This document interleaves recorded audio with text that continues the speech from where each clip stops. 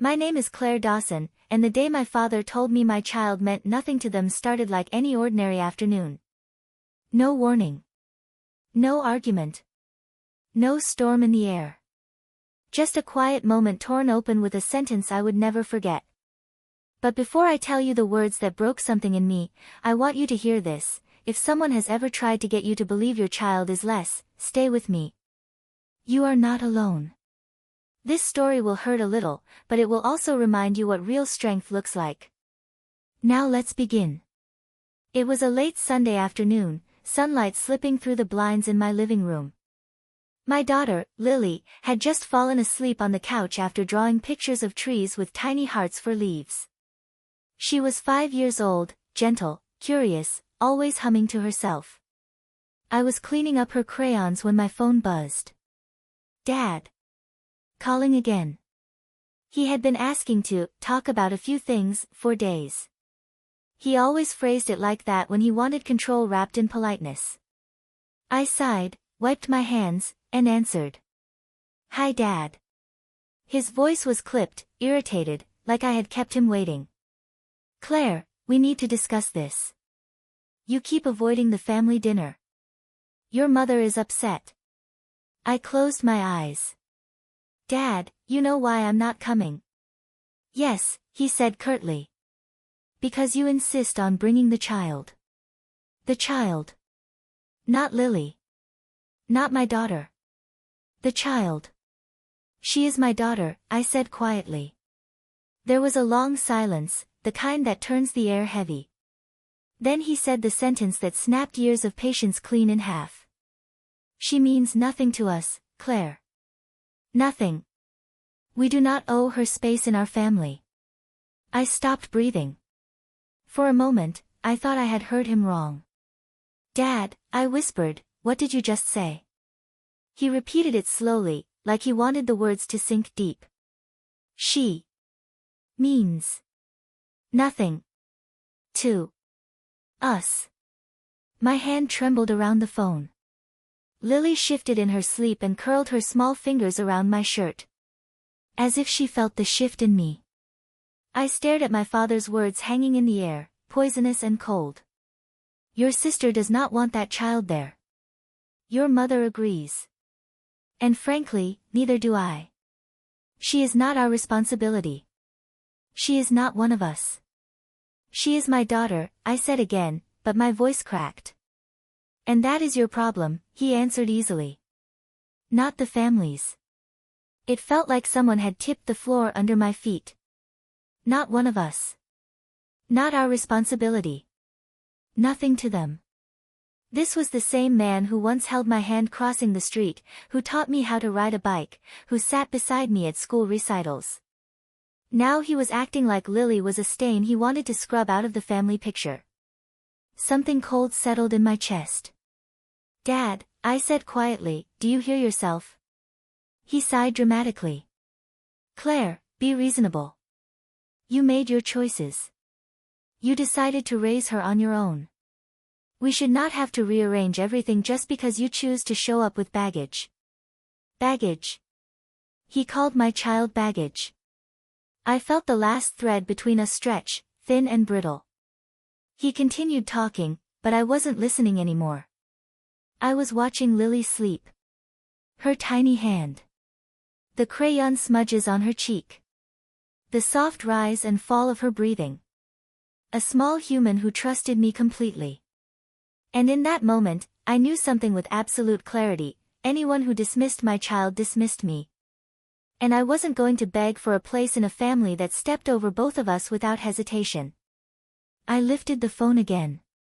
Dad, I said calmly, I understand. Good, he replied, relieved. So you will come alone next time? No, I said softly. I meant something else. His tone sharpened. What do you mean? I meant that you just made my choice very easy. Before he could respond, I ended the call. My father's words echoed in the quiet room. She means nothing to us. I picked up Lily. Held her close. I felt her warmth, her softness, her little head against my shoulder. She means everything to me, I whispered. And at that moment, I did not know it yet, but walking away from my father that day would start a chain reaction that none of us saw coming. Because families can hide cruelty for years, but once someone shows you who they really are, everything else begins to crumble. And this time, the crumble was only the beginning. After I ended the call, the room stayed strangely still. It felt like the silence was watching me, waiting to see what I would do next. I sat on the couch, Lily asleep in my lap, and replayed every part of my father's voice. The tone, the entitlement, the cold certainty. They had decided she meant nothing. Not by accident. Not in anger. With intention. My father always made decisions like that. Quietly. Permanently. Without caring about the damage he left behind. For years, I let it slide. For years, I convinced myself that my parents loved me in the ways they knew how. But loving someone, in the ways they know how, stops mattering when their way is tearing pieces out of you. The next morning, I woke up earlier than usual. Lily padded into the kitchen in her pink pajamas with her hair sticking up. She looked like the gentlest creature on earth. She sat on her little chair, swinging her feet. "Mommy, are we seeing Grandpa today?" Her voice was hopeful. She remembered the way he used to bring her chocolate bars. She remembered him lifting her in the air once. Only once. I crouched down beside her. "No, baby. Not today." She frowned but nodded, like she trusted that I had reasons she did not need to carry. I made pancakes. She drew hearts with syrup. I pretended to smile. But my chest felt tight. I kept glancing at my phone, almost waiting for a message that would reverse everything. Something like, "I didn't mean it." Something like a correction. A little softness. Anything. Nothing came. By noon, the ache had settled into something sharper. Something that tasted like understanding. Families do not accidentally say your child means nothing. They say it because they believe it. Around 2 in the afternoon, my sister called. Not to check on me. Not to ask if I was okay. She called to warn me. "Claire," she said, her voice clipped and irritated. "What did you say to Dad? He has been pacing around all morning." I let out a slow breath. I hung up on him. "You did what?" She snapped. "Why?" He was only explaining the rules for dinner. "The rules," I repeated softly. "The rules that exclude Lily." She scoffed. "You know how Mom and Dad are. They like neat things. Predictable. You cannot expect them to adjust everything just because you have a child." "Just because I have a child." She said it like Lily was a minor inconvenience, like a spilled drink or a delayed lunch. I asked quietly, "Do you ever hear yourself?" She huffed. "Claire, you always act like a victim. Mom and Dad raised us. They gave you everything. The least you could do is respect their boundaries." Calling my daughter meaningless is a boundary. "They did not mean it literally," she said quickly. "You always twist things." "No," I said. I heard him clearly. She paused, annoyed that I wasn't folding the way I usually did. "Look," she said finally, "Mom wants everyone at dinner next weekend. But if you come, come alone. The family needs peace right now. No distractions." Distractions. I almost laughed. Lily is 5 years old. She colors butterflies. How is she a distraction? "Because," my sister said sharply, "she does not fit the family image right now." That was it. That was the real truth. They were embarrassed by her. Embarrassed by me. Embarrassed by a child they did not choose and therefore did not value. I closed my eyes. "I am not coming." "Claire, stop being childish," she snapped. "Show up." "Without her." "That is the condition." "There will be no conditions," I whispered. She let out a bitter laugh. Then you are choosing this distance. No, I said softly. Dad chose at the moment he said Lily meant nothing. Before she could respond, I ended the call. A minute later, my phone vibrated with a message. Sister, you are overreacting. Stop making drama. Drama. That word again. Families like mine used it to silence everything they did not want to face. I put my phone on silent. I refused to let them shape Lily into something unworthy just because they had decided she did not belong in the picture they wanted the world to see. That evening, I sat on the balcony with a small notebook in my hand. I started writing down everything I had lived through with my parents. Not to dwell, but to finally see the truth in one place. Sometimes clarity comes from seeing your life on paper instead of in memories softened by hope. Halfway through the list, tears blurred my vision. Not because of a single moment, but because of the pattern. It was always there. I just never wanted to name it. Inside the apartment, Lily was drawing again. Quietly. Peacefully. The way children create worlds where no one hurts them. She walked out and held up her picture. Mommy, look. It was a crayon drawing of 3 figures, me, her, and someone new. Someone taller than me, smiling, standing beside us. A stick figure with kind eyes. Who is this? I asked gently. A future person, she said confidently. Someone who will love us. My throat tightened. She did not even know she had said something profound. She just believed the universe had someone better waiting for us. I kissed her forehead and hugged her long enough for her to squirm and laugh. After I put her to bed, I sat alone again, letting everything settle. My father's words. My sister's condition. The silence from my mother. The years I had accepted crumbs and called them family. And a small, powerful shift grew inside me. I had always been the one walking toward them. Now, for the first time, I was stepping back. Tomorrow would be the first day of that distance. Tomorrow, I will begin choosing a different kind of family. One Lily could grow inside without shrinking. And none of them were ready for what that choice would reveal. The next morning, I woke up before the alarm. There was a stillness in the air, the kind that comes right before something inside you finally breaks or finally hardens. I did not know which one I was walking into yet. Lily padded out of her room with her blanket trailing behind her. She crawled into my lap and rested her head against my chest. I wrapped my arms around her, breathing in the warmth of her hair. I wished my parents could feel what this felt like.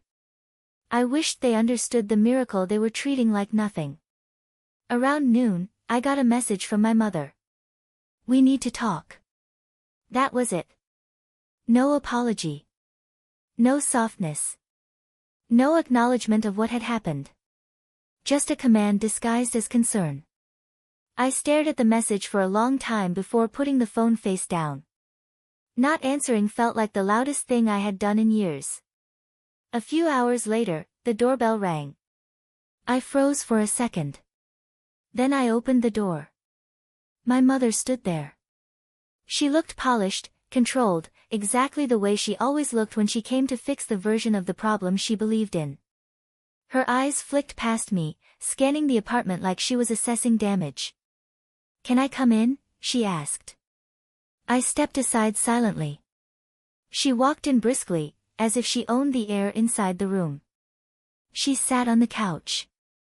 I sat across from her. She clasped her hands on her lap, folded neatly and politely, the way she always prepared herself before delivering a verdict. She inhaled. Your sister told me about your reaction. My reaction. Not Dad's words. Not their cruelty. My reaction. She continued, your father did not mean it the way you took it. I stayed quiet. He was frustrated, she said. You know how he gets when things are stressful. He speaks without thinking. So he did say it, I replied softly. She blinked, caught. That is not the point, it is exactly the point. Her jaw tightened. Claire, please. Let us be reasonable. Your sister's dinner is important. She has guests coming. She wants the focus to be on the engagement, not on complications. Complications, I repeated. My mother shifted. Lily is a child. Children can be unpredictable. Emotional. Loud. She is none of those things. That is not the issue. The issue is that right now, your sister needs the evening to run smoothly. That is all anyone is asking. By excluding my daughter. Her eyes suddenly hardened. For one night. Just one. And you are acting like we abandoned her. You did, I whispered. The words hit her like a slap. She recoiled slightly, shocked that I had said something so direct. I watched her try to rearrange her face into something composed, but cracks were beginning to form. You do not understand how difficult things have been lately, she said. Your father's stress. My responsibilities. Your sister's wedding preparations. We do not have space for unnecessary conflict. Unnecessary conflict. That was what Lily was to them. That child, I said quietly, has done nothing but love you. She is a nice girl, my mother replied stiffly. But Claire, raising a child the way you chose to is your responsibility. Not ours. Chosen. I murmured. You talk like she is a burden I picked up off a shelf. You are twisting my words. No, I said calmly. I am finally hearing them. She straightened her back. This attitude is why your father is upset. You have been dramatic since the beginning. Not everything has to be emotional. Not everything has to be cruel, I replied. She looked away. Silence expanded between us. When she finally spoke, her voice was thin and cold. Your father wants you at the dinner. We all do. If you want to bring Lily to future events, we can discuss it. But for this one night, we need you to respect the family's wishes. I nodded slowly. Okay. She exhaled with relief. Good. I knew you would come around. I will respect the family's wishes, I said.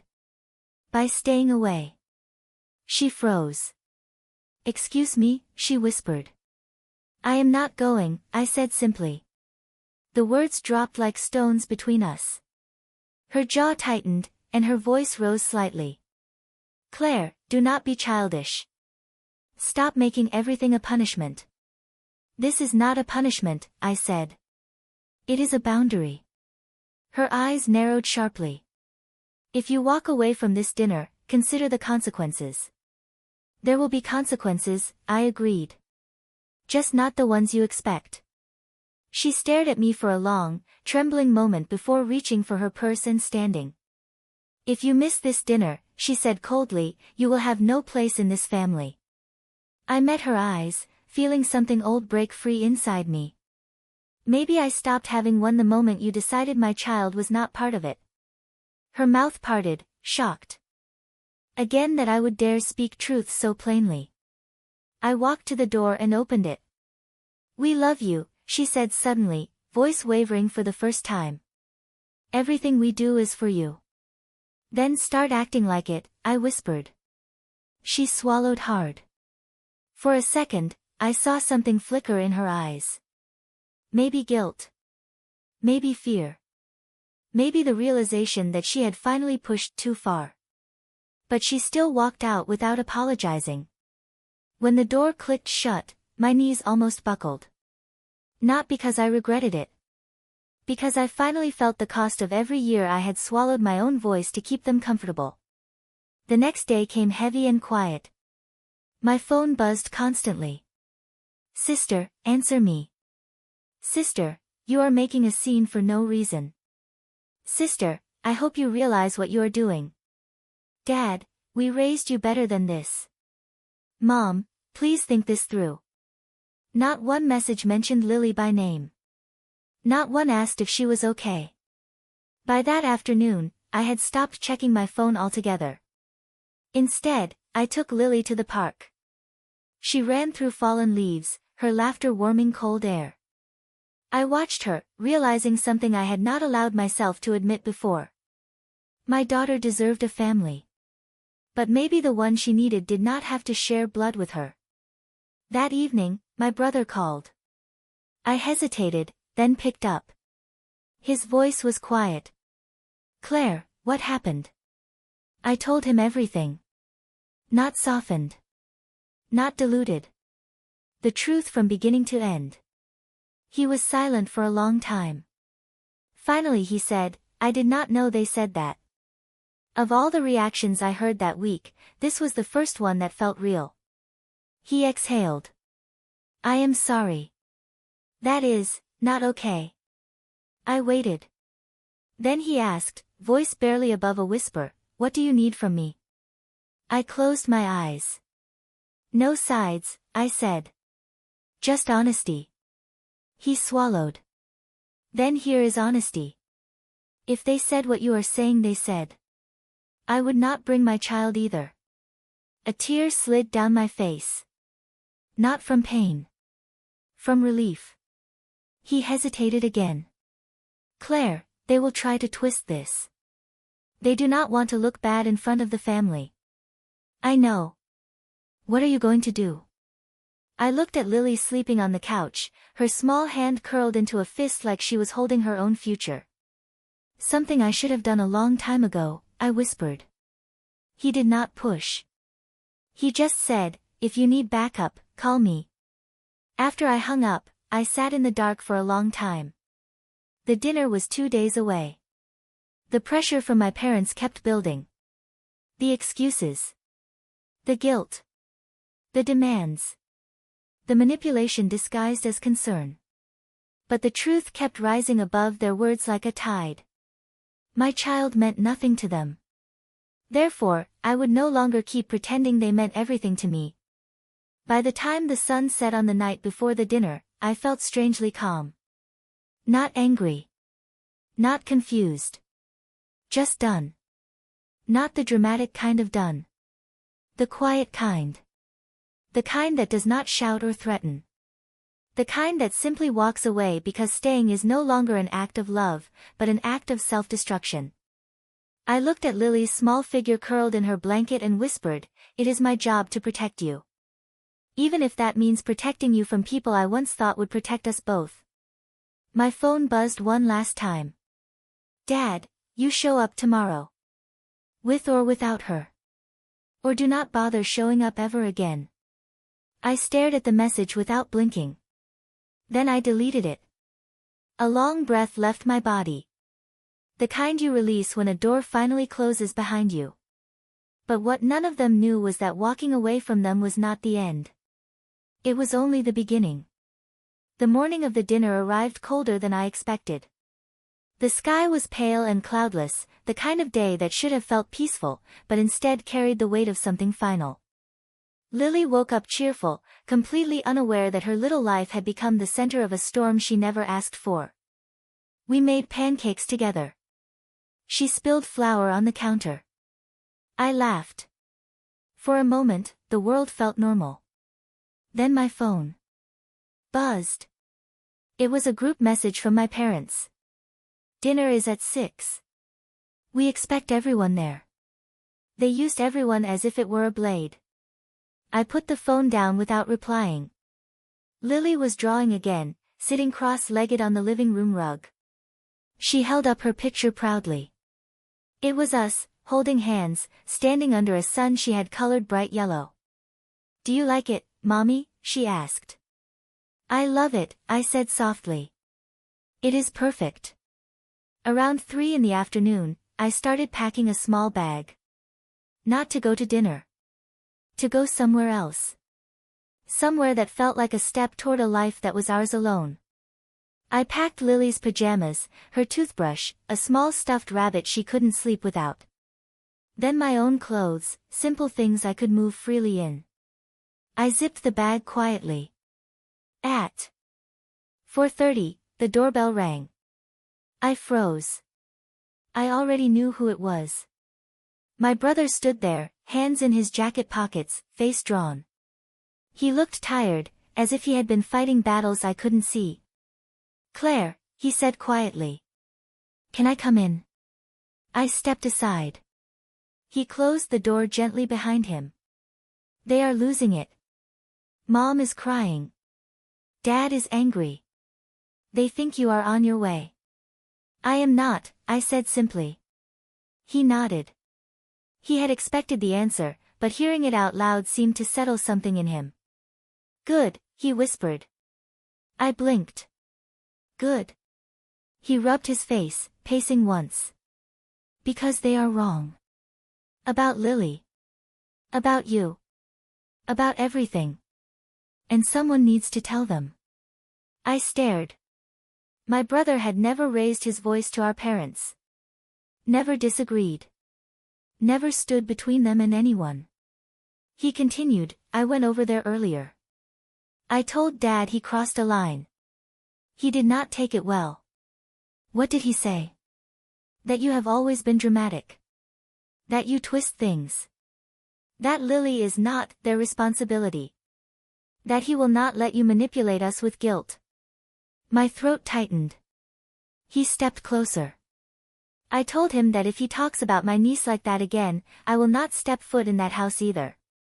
The words hit me like warmth for the first time in days. Someone was choosing Lily. Someone was choosing us. I whispered, "Thank you." He nodded once. "I am not finished." He reached into his pocket and pulled out a folded envelope. "I found this," he said, "on Dad's desk. I think you should see it." I opened it slowly. It was a letter. Not written by my father. By my grandmother. Dated 2 years ago, shortly before she passed. "My dear Claire, I know the family is not always gentle with your spirit. Do not let them teach you to shrink. Your child is a blessing. Anyone who cannot see her worth does not deserve a place in the story you are building. One day, you will understand that walking away is not abandonment. It is self-respect." My hand shook as I held it.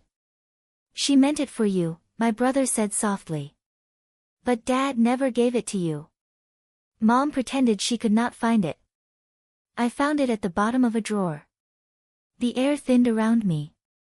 I felt something crack, not painfully this time, but cleanly. The truth did not hurt. The truth finally freed something inside me. I looked at him. "I cannot go back to them." "You should not," he replied. "Not until they choose to be better." He hesitated. "Claire, they are going to make a scene tonight. They already planned to tell the family that you cancelled last minute because you don't handle stress well." I let out a small laugh. "Of course they did. But I will be there," he said. "And I will tell the truth. All of it." "You do not have to, I am doing it," he said. "They will not lie about you while I stand there." For the first time in a long time, I felt a tear slip free. Not from hurt. From relief. He cleared his throat awkwardly. "Where are you going?" "A cabin an hour away," I said. "Just for a few days. I need space. Lily needs peace." He nodded. "Good." He took a deep breath. "If you need anything. Money. Help. A place to stay. Back up. You call me. I am not letting them drag you through this alone." I hugged him. He hugged back, tight and real. When he left, I stood in the doorway for a long moment, letting the cool air wash over me. Then I walked inside, zipped the suitcase, and picked up Lily. "We are going on a little adventure," I whispered. "Just us?" she asked. "Just us." She smiled, resting her head on my shoulder. As we drove away, I did not look back. Not once. The road stretched ahead, quiet and open. I felt lighter with every mile we put between us and the house that had never learned how to hold us gently. We reached the cabin at dusk. The forest was quiet, the air crisp, the world soft around the edges. I carried Lily inside, set our things down, and watched her run to the window. Excited. "Mommy, look at the trees.